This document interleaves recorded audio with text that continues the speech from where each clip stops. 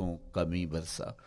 تو انسان کی زندگی کے اندر حالات سے ٹکرانا اور دکھوں کو سہنا اور دکھوں سے مقابلہ کرنا یہ سیکھنا پڑے گا، اور جب انسان اس کو عملی طور پہ سیکھ جائے گا تو پھر زندگی کا جمال اور زندگی کا حسن نصیب ہوگا۔ دوسری بات، ہمیں اپنی زندگی میں 7 چیزوں کو اپنا اصول بنا لینا چاہیے، اور یہ 7 چیزیں وہ ہیں جو ہماری زندگی کو ایک خوبصورت سانچے میں ڈھال کر کے ہمیں ایک پاکیزہ اور ستھرا انسان بنا دیتی ہیں۔ پہلی چیز، التمسک بکتاب اللہ، اللہ کی کتاب سے جڑ جانا، وابستہ ہو جانا۔ جب ہم کتاب اللہ سے وابستہ ہو جائیں تو پھر ہمارے باطن کی اور نفس کی تربیت ہوتی ہے، اور پھر ہم وہ مطلوب انسان بنتے ہیں جو ہمارا رب ہم سے تقاضا کرتا ہے۔ تو اس لیے ہمیں اپنی زندگی میں اس چیز کو لازم کر لینا چاہیے کہ ہمارا کوئی بھی دن قرآن مجید کی تلاوت کے بغیر نہ گزرے۔ اپنے دن کا آغاز قرآن مجید کی تلاوت سے کیجیے۔ سورہ یاسین سے جو اپنے دن کا آغاز کرتا ہے، سارا دن اللہ کی امان میں رہتا ہے، اس کی حفاظت میں رہتا ہے۔ اور اپنی شب کا آغاز سونے سے پہلے سورہ الملک کی تلاوت کریں، آپ ساری شب اللہ کی امان میں، اس کی حفاظت میں رہیں گے۔ اور قرآن مجید کو سمجھ کر اس کے مفاہیم و مطالب کے ساتھ ایک رکوع کم از کم پوری زندگی، اپنی زندگی کے نصاب میں آپ کتنا وقت مختلف امور کے لیے سر انجام دیتے ہیں۔ یہ کتاب انسانی ہدایت کے لیے، انسانی تربیت کے لیے، اس سے کوئی اور بہتر اور مؤثر جو ہے وہ نصاب والاقتداء بسنت رسول اللہ صلی اللہ علیہ وآلہ وسلم۔ ہمارے لیے بہترین نمونہ ہمارے حضور علیہ الصلوۃ والسلام کی زندگی ہے، حضور کے دیا ہوا نظام حیات ہے جس پر حضور نے خود عمل کر کے دکھایا۔ میرا عشق رسول، میری محبت رسول اس بات کا تقاضا کرتی ہے کہ میں ان کے طریقہ حیات کے مطابق اپنی زندگی گزاروں۔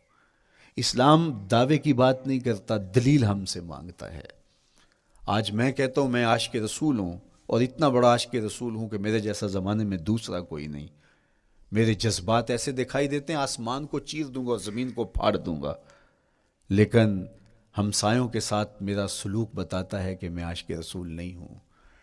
دوستوں کے ساتھ میرا رویہ بتاتا ہے کہ میں عاشق رسول نہیں ہوں۔ میں کسی سے وعدہ کرتا ہوں اور پھر اس پہ پورا نہیں اتر پاتا، تو صاحب پھر آپ عاشق رسول نہیں ہیں، آپ کچھ اور ہیں۔ عشق رسول تو یہ ہے کہ میرے محبوب علیہ السلام نے کسی سے عہد کیا ہے کہ تمہارے آنے تک میں یہاں کھڑا ہوں، اور وہ جا کے بھول جاتا ہے، اور میرے حضور 3 دن وہاں منتظر رہتے ہیں۔ وہ اچانک گزرا اور دیکھا تو حضور علیہ الصلوۃ والسلام کھڑے ہیں، تو خود پریشان ہوا، صرف اتنی بات اسے کہی، صاحب تو نے مجھے مشکل میں ڈال دیا، تو نے مجھے مشقت میں ڈال دیا۔ عہد کیا ہے تو پھر اس کی پاسداری نبھا کے دکھائی۔ اللہ اکبر! میں اگر حضور سے محبت کرنے والا ہوں تو میرا رویہ بتائے کہ میں عاشق۔ تیسری بات، عقل الحلال۔ یہ وہ بنیادی اصول ہیں جو ہماری زندگیوں میں اتر جانے چاہیے، اور ہم ایک صالح اور خوبصورت انسان بن کے اس معاشرے کا حصہ بن سکتے ہیں۔ عقل حلال زندگی میں شامل ہو تو زندگی کو جمال نصیب ہوتا ہے، اور باطن اور ظاہر کو طمانینت نصیب ہوتی ہے۔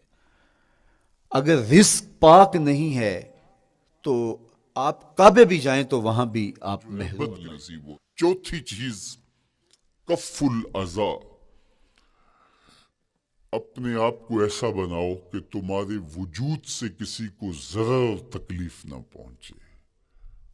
ہمارا اسلام تو ہمیں یہ بتاتا ہے کہ تم پیاز یا لہسن کھا کے مسجد میں نہ جاؤ کہ تمہارے منہ سے جو سمیل آتی ہے اس سے کسی کو تکلیف نہ پہنچے۔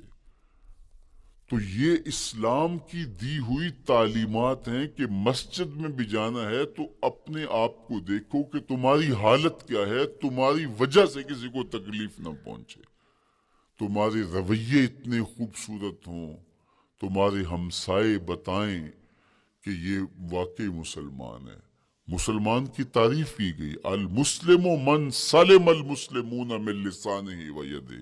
مسلمان کون ہے؟ جس کے ہاتھ سے، جس کی زبان سے دوسرا مسلمان محبت نصیب ہو۔ چوتھی چیز، کف الاذی، اپنے آپ کو ایسا بناؤ کہ تمہارے وجود سے کسی کو ضرر اور تکلیف نہ پہنچے۔ ہمارا اسلام تو ہمیں یہ بتاتا ہے کہ تم پیاز یا لہسن کھا کے مسجد میں نہ جاؤ کہ تمہارے منہ سے جو سمیل آتی ہے اس سے کسی کو تکلیف نہ پہنچے۔ تو یہ اسلام کی دی ہوئی تعلیمات ہیں کہ مسجد میں بھی جانا ہے تو اپنے آپ کو دیکھو کہ تمہاری حالت کیا ہے، تمہاری وجہ سے کسی کو تکلیف نہ پہنچے، تمہارے رویے اتنے خوبصورت ہوں، تمہارے ہمسائے بتائیں کہ یہ واقعی مسلمان ہے۔ مسلمان کی تعریف کی گئی، المسلم من سلم المسلمون من لسانہ و یدہ۔ مسلمان کون ہے؟ جس کے ہاتھ سے، جس کی زبان سے دوسرا مسلمان بھائی محفوظ۔